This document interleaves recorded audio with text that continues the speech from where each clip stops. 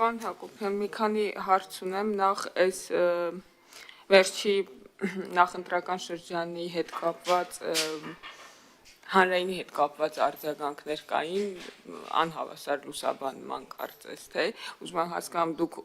ինչ հարաբերություններ ունեք, ինչ հարաբերություններ ունեք հանրայինի այդ մշտադիտարկման հետ եւ արդյոք իրավասու եք արձագանքել, որ ասեմ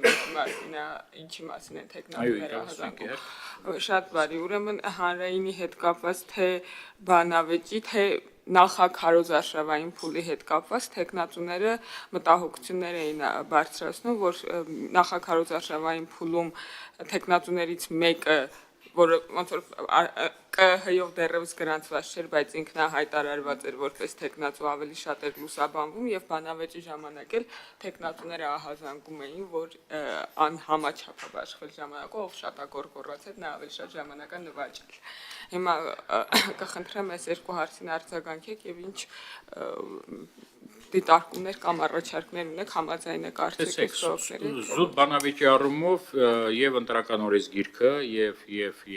մեր տեսլասխական մեդիայի օրենքը չի սահմանում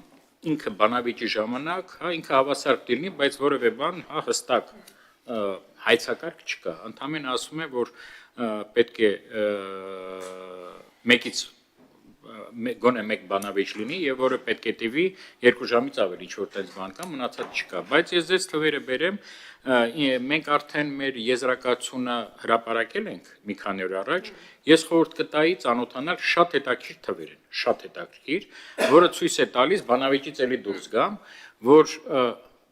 ամենահավասար պայմանները բոլոր կուսակցություններին հատկացրել է հանրային հեռուստաընկերությունը։ Դա շատ հետաքրքիր է։ Եվ ես ձեզ ասեմ, որ լուրերում եւ այլ հասարակական հաղորդումներում այլ մի կուսակցություն ընդդիմադիր ինքը ավելի շատ տեղ է զբաղեցրել հանրային հեռուստաընկերությունում, քան ձեր քաղաքացիական պայմանագիրը։ Երկրորդ, վերջացնեմ, որ ինքը ամբողջական լինի, որտեղ դա կարդալուց բավականին հետաքրքիր է։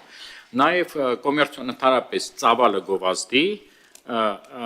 էլի մեկ ընդդիմադիր կուսակցություն, 2 անգամ շատ ավելի գովազդային ժամանակ ունեցել բոլոր հեռուստաընկերություններում, որոնք մասնակցել են քարոզարշավին, քան էլի կառավարող կուսակցությունը, 2 անգամ ավել։ Այսինքն այստեղ իսկ եթե վերցնում ենք բոլոր հեռուստաընկերությունները, որտեղ ես 30 տարի արդեն ասում եմ, շիզոֆրենիա, երբ որ մի քանի կարծիք կա մի գլխում։ Մի ընկերությունը հեռուստա ավելի շատ աջակցում է մյուսին, այսինքն մի քիչ ավելի շատ ժամանակ է տալիս, երկրորդին, երբ որ մենք նայում ենք համագումարը, բոլոր հեռուստաընկերությունների տված այդ հասարակական քաղաքական բովանդակության նախընտրական, քիչ թե շատ հավասար է, նաև ինքը արտացոլում է, այդ քաղաքական ուժերի ակտիվությունը։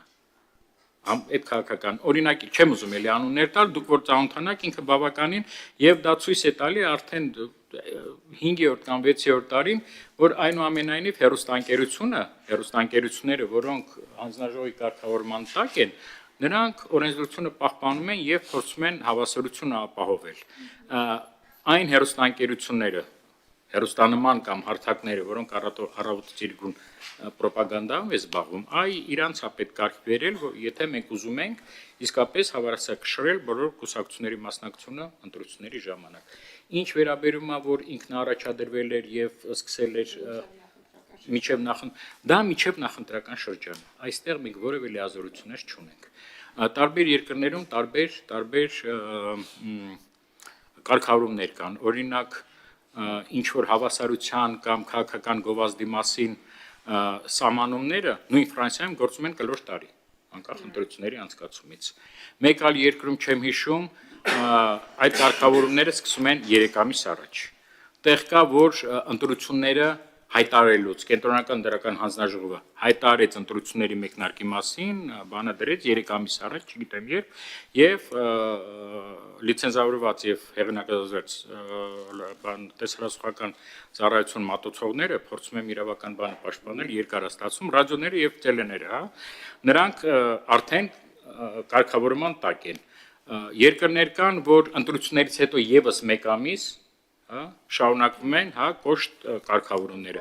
Այդ առումով մեր մոտ ընդամենը մենք լիազորություններ ունենք այդ 28 օր